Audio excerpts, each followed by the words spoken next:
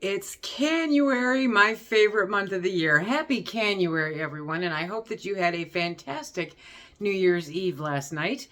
We are going to kick off the year in grand fashion with the annual collaboration called Canuary, where we bring you a canning video every single day for the month of January. Yes, Canuary is sponsored by 4 Jars Canning Lids and SuttonsDaze. Hello. If you're new here, my name is Lisa, and we are all about pantry preparedness. Welcome to SuttonsDaze. I hope that you enjoy your visit here, and I hope that you stick around for a while. We are going to be featuring pressure canning, water bath canning, steam canning, all safe and approved methods because we don't really believe in having you try to risk you and yours. So, hang with us. We've got a whole bunch of really great channels that are participating this month. And if you want to check out more about them, I will link the video with the introduction at the end of this. And the playlist will also be linked at the end so that you can keep track of everything that's going on. Every single day, a different video will go live at different times for whatever works for that particular channel. As you know, I always put out my videos at 6 p.m. Eastern Standard Time. Some put them out in the mornings, some put them out later. It all depends, but I will get them linked up as quickly as I can. If you have any questions, feel free to reach out to me, but we are going to jump right in right now, and we are going to can up some pork stew. I have a beautiful 14-pound pork shoulder roast that I am going to cut up, and we are going to can up some beautiful pork stew. I guess it's kind of similar to beef stew, only it's pork, and it's got a great flavor profile to it, and I know it's something that you're going to love to have on rotation. For this recipe, I am canning up 14 pounds of pork butts. So I'm going to need 21 medium carrots. Do you have to peel them? Yes, you have to peel them, okay? So we're going to peel them, we're going to wash them, we're going to dice them up, and we're going to put them aside in a bowl because that's what you do. Why do we have to peel them? Because they're a root vegetable. I mean, I know God made dirt and dirt don't hurt, but come on, let's get serious here, okay? So we don't want to risk anything. We want to do it properly. So we are going to do 21. How many have I done? 2, 4, 6, 8, 9, 10, 11, 12, 13. Yep. I have another bag in the fridge. 14, 15, 16, 17, 18. Up. If you're not that particular, you don't have to do exact math. This is a 3-pound bag of carrots, okay? So that works also. Just do a 3-pound bag of carrots. But we know this is the boring part, but this is the part that we have to do. So the nice part is I'm going to take the peels from the carrots. I'm going to feed them to my worms. I'm going to make dirt, you know. I love that so much. Okay, next. When you are dicing these up, you're going to shoot for about 1/2 inch. It's nothing that requires a massive amount of accuracy, okay? Because this is all going to can for the meat time, so it's going to be just fine. But if you like chunks of vegetable in your stew, then you don't want to cut them too small, right? So just about 1/2 inch, give or take. And it's amazing. 3 pounds of carrots doesn't add up to that much. It's a little over 1.5 cups, give or take, is what you're going to end up with.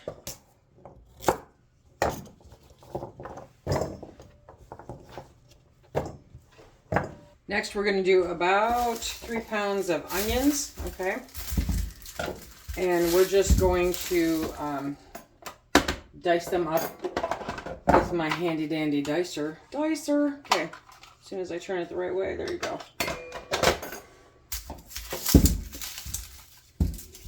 Get ready to cry.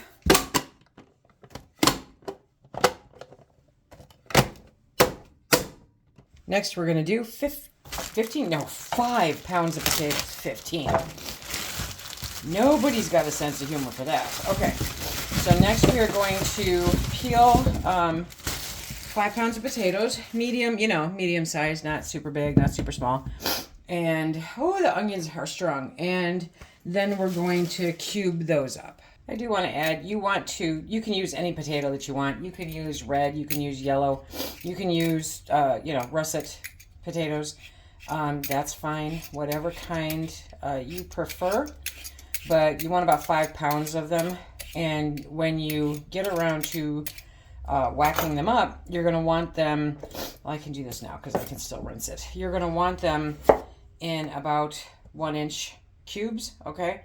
So I'm not real particular on my cubes, but, oh, get out of my way, Elise. Okay, so I just quarter them, and then, it's a guesstimate. Now we're going to take these and put them in a bowl, but we will end up rinsing them all when I've got them all peeled and cubed up. Do you enjoy peeling potatoes? Because I don't enjoy peeling potatoes. Is anyone out there somebody who enjoys peeling potatoes? This is approximately a 14-pound pork butt roast from one of our summer guests. And we are going to cut it up. Okay, and I'm saying approximately 14 because it's actually weighed in a little bit more. But this is coming off. All of this excess fat is going away because we don't want that in our stew. That's not a good thing. Now, with pork butt, it's a fatty meat, so you are going to have some fat in the jars. It's not a deal breaker, you guys. It's perfectly fine. It will not go rancid. If you live in the depths of Arizona with no air conditioning and you store it at 120 degrees the entire time, it's gonna go rancid faster, yeah. But otherwise, you literally don't have to worry about rancidity, whatever it is. The heat is what will be a problem. That's it. So I'm going to get this trimmed up a bit, and then we are going to cut it into about 1-inch chunks. I'm doing a debate as I'm doing this on whether or not I will sear the meat. It's definitely an option, but I might just cut it up and put it in the raw pack like you can do with some beef stew recipes, right? Because, it works. It will not be as pretty in the jar if I do that, but it will still taste really good. And it will cut my prep time pretty significantly. I'm going to bet that there's probably a bone in here too. I mean, you can tell from the looks of this that this is definitely homemade, okay? And they cut it slightly different than, say, the commercial pork butts that you buy at the store. But it's still the same great cut of meat. It's still going to be very moist because of the fat content.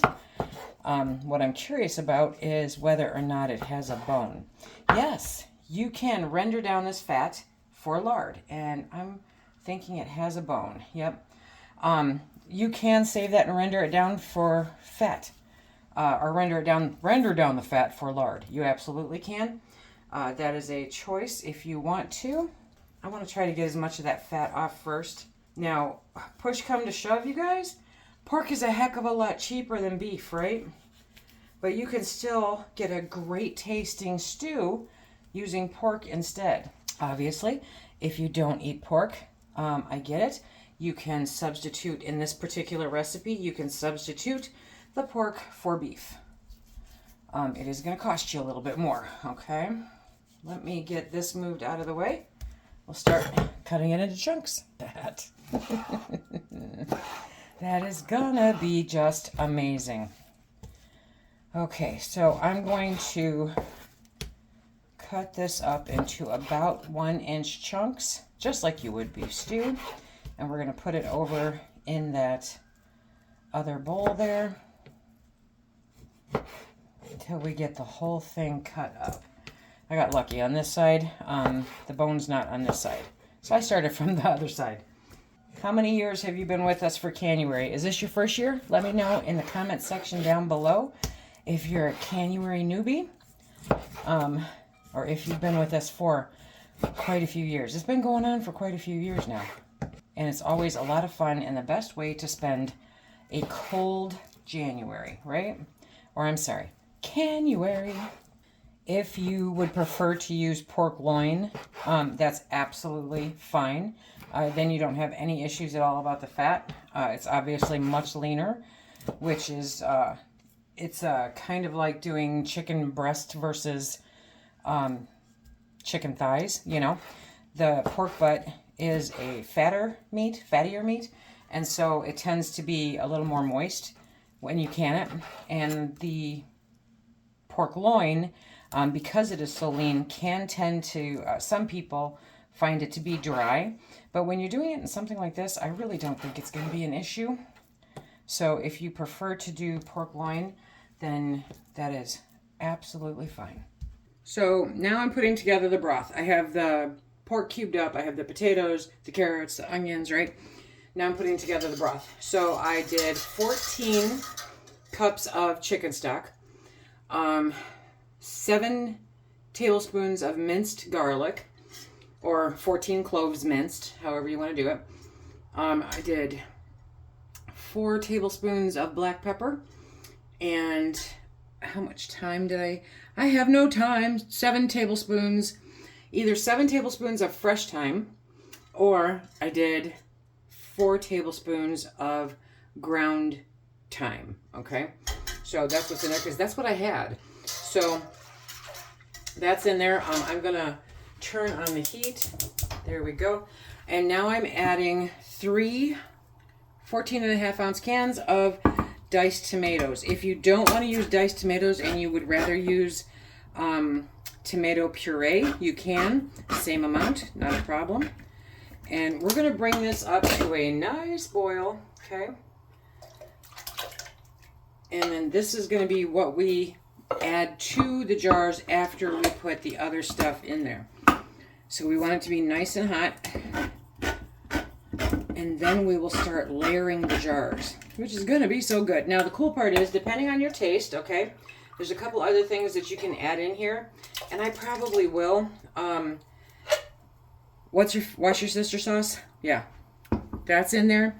And if you really want to, you can add, you know, about 3 cups of dry white wine.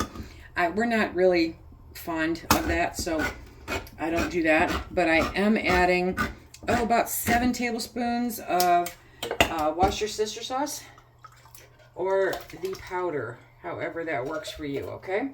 And so now that's just going to come up to a nice boil. That's going to turn into an amazing broth for this. I have my jars out. I always pull out more jars than I anticipate using. We'll see how it goes. I'm using 1.5 jars. For those of you that don't know, Ball, who genuinely doesn't care about us, stopped manufacturing these, even though everybody I know wants them. So I was waiting for another company too, and Azure stepped up. Azure provided the jars. So these are 1.5 jars that you can get from Azure Standard. I have been using them, a few months now. I actually got to the point where I sold a bunch of my pint jars to make room to bring on more of these, because these actually work for the portion sizes for Phil and I.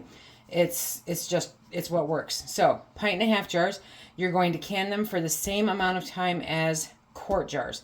I'll have a link down below where you can check to see if there's an Azure drop anywhere near you. And if you have any questions, let me know.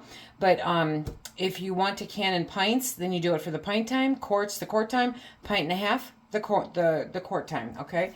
So we're going to start off by layering in the jars the meat and the onions and the potatoes while the broth is heating up. I legitimately have no idea how much this is going to take.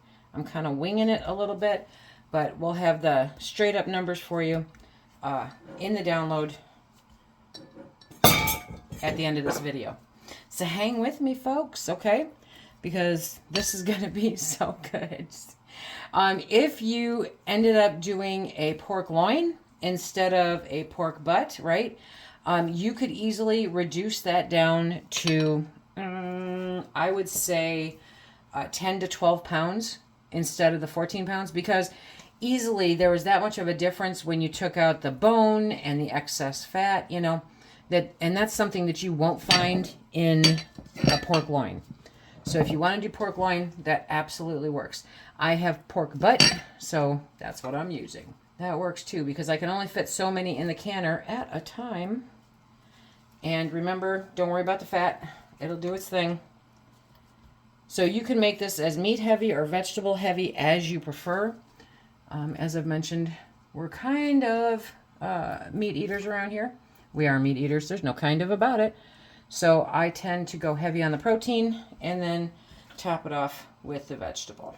Okay, so now I'm going to swap my glove. See, I didn't want to cross-contaminate here because, well, that's no fun. Okay, so we're going to put some onion. Figure, you know, I don't know what that is. That's maybe 1/4 cup. You do you. Measure with your heart. It's a beautiful thing. I measure with my hands. And we're just going to separate that. Oh yeah, I'm going to have enough for like 3 canner loads by the time I'm done. Okay. Because we can always come back and add more or take more away and definitely clean up all the stuff that I'm dropping around the jars. I'm a messy canner. Are you a messy canner? I'm a messy canner. Yeah. These will cook down nicely. So, okay. Next, we're going to layer in some of the carrots, right?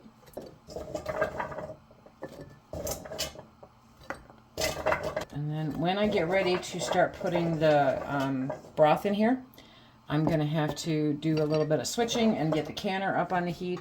But that's okay. It's all the perfection of juggling. What do I got? Yep. Okay. So now it's the taters. Okay. I leave the taters once I rinse them in water because I don't want them to brown up. This is also, for our purposes, not going to be a very potato-heavy meal. Just a little bit, just a few. Gives you a little bit of starch, a little bit of carb. You know, the carrot gives you a little bit of carb. And it's just a perfect stew, right? Now, if you wanted to, that thing that I put the onions through, you could absolutely put the potatoes through that too. No harm, no foul. Because we are going to be canning this for the meat time. So all of these vegetables that are raw at the moment will have the heat penetrate them completely the way that we need for them to be safe. Oh, my friends, this smells so good. Okay, so we brought the broth up to a boil, right? I now have the canner on the heat, and I am going to fill these jars to 1-inch headspace.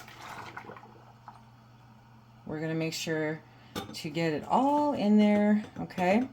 And then we're going to come back and debubble because this is definitely a debubble kind of recipe. Where is my hokum stabber?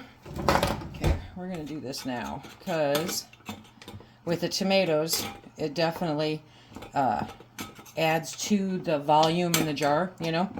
So let me show you that as I bring it closer here. So when you're grabbing it out of the pot, be sure to give it a good little stir. Make sure that you're pulling up everything, right? The garlic and the tomato chunks, if you use tomatoes, the diced tomatoes. If you use a tomato puree, it's kind of, you know, a non-issue. But again, you're going to bring that up to 1-inch headspace. And then you're going to get in there and you're going to poke them stabber. And if you need to after that, because what you're doing is you're getting out any air bubbles, any trapped air underneath it. And that will ensure that you don't have anything, you know, go wrong during the canning process. Because if air is trapped in there, then it can actually cause additional siphoning. It can cause lid failures, you know, all the fun stuff. So you probably won't die from it, but it will not produce a successful canning session. So do your best to debubble when it's necessary. Something like this. Quite honestly, I think I'm one of the few people that will say, you're debubbling jelly? I mean, jelly's a liquid. Why would you debubble jelly? Anyway, so it really depends. You do you. Debubble anything that you feel is necessary, but like I said, it's not going to kill you. It'll just probably cause a failure, you know? So we're going to fill all of these jars like this to 1-inch headspace, and then we're going to get them ready to go into the canner. this recipe is heavily adapted from Wholesome Eats, I believe is, no, Wholesome Yum is the blog, I think. So I'll put that down below just to show you what I based it off of, and then I'll put another link to where I have the adapted version. That is what I'm doing right now, because make sure to give some credit where credit's due. It was her recipe for the pork stew that inspired me to create a version for canning. As usual, I'm doing quantity. So I get this question too. It's, okay, what do I do because my canner will only hold X amount of jars?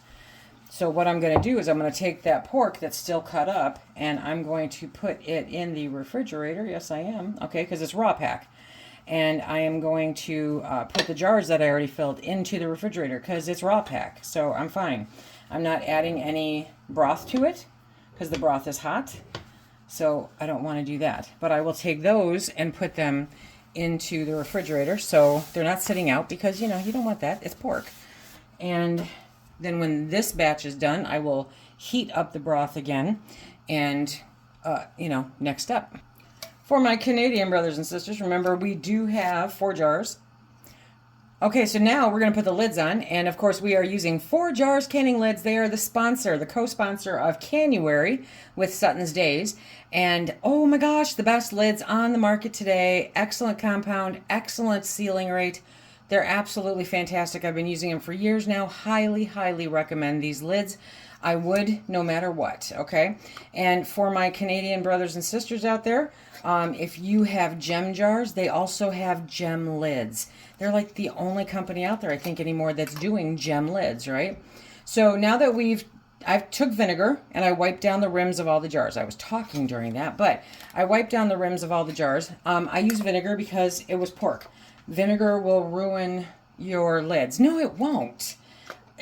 No. I mean, by the time these get on there, the vinegar has dissipated. It's not going to impact your lids at all.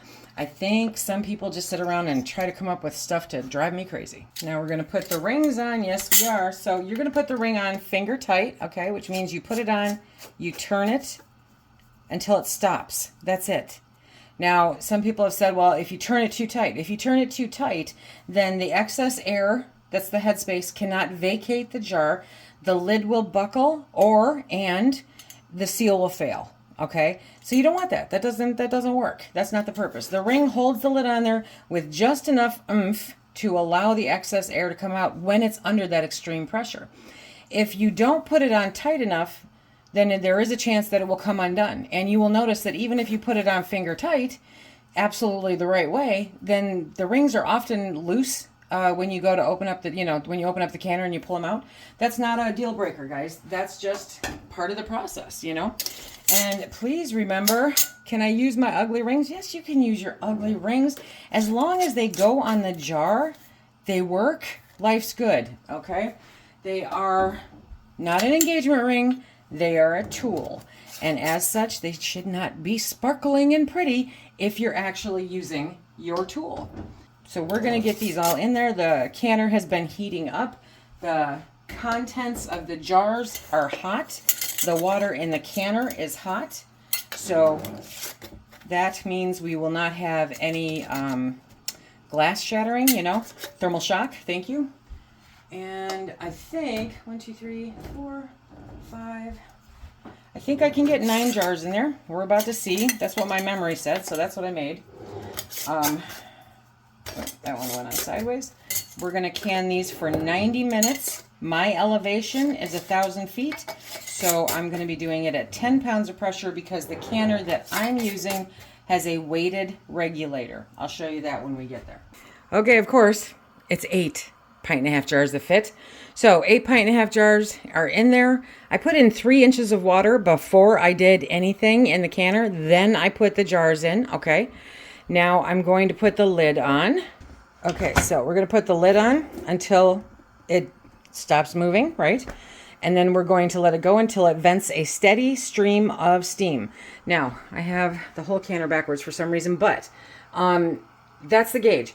Because I'm using a weighted regulator, this is a canner that utilizes a weighted regulator. I am not paying attention to the gauge. I am paying attention to the rocking movement of the regulator, and I'll show you that when it gets there. So first we're going to bring it up so that it's venting a steady stream of steam. We want that to happen for 10 minutes. That's an important part because it has to vacate the excess air in the canner in order to bring it up to the proper pressure. Okay, so now we have a steady stream of steam, but can you see it? It's really hard sometimes, right? So if you go like that, that's a steady stream of steam. So we're going to set our timer for 10 minutes. My timer went off, and so now I'm going to take my weighted regulator with the weight for 10 pounds, okay, and put that on there. When it starts rocking, then I will start my timer, because when it starts rocking, it has gotten up to 10 pounds of pressure.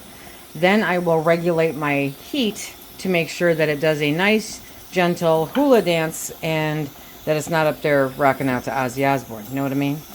Okay, we've let the canner completely depressurized on its own. I'm going to tip the lid for just a second and close my window. Okay, because the temperature's starting to drop, and if you alter the temperature too drastically, too fast, even after it's completely depressurized, then it can cause siphoning. And I can hear one doing it. Darn it, Jim. Okay, but look at that.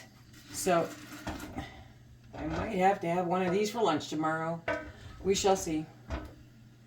But look at those. And I will definitely come back and show you what they look like in the morning, because I have one more canner load that I have to do. Look at that. Oh, that's going to be so good. This is the next morning, and as predicted, I had one that did not seal out of them. So, yes. Yes. Okay, so they're all sealed. They all did what they're supposed to do. And as you can see, there's a very small amount of fat on top. Not a problem. Number one, fat is where the flavor is, okay? All that little stuff there is the garlic. I mean, look at that. Now, because it is raw packed, that's when you're going to get that stuff right there. And that's from the fact that it's raw packed. It's inside the jar. So it just takes a bottle brush to clean out the jar. It's not a big deal. And see, because that's just there. It's part of the cooking process. No harm, no foul. So we have 2, 4, 6, 8, 10, 12, 14 dinners here. You can add rice. You can add mashed potatoes. You can put it in a bowl and add some crackers, my friends. It is pork stew, and I'm super excited about this. It's going to be so good, so now I have to get these jars washed up and labeled and get them on my shelf. I hope everybody enjoyed the kickoff to Canuary. Happy Canuary, my friends. Be sure to check back every day this month. Comment on all of the videos for a chance to win some fantastic prizes from our sponsors, both 4 Jars and us here at SuttonsDaze. Until next time, everybody, be safe.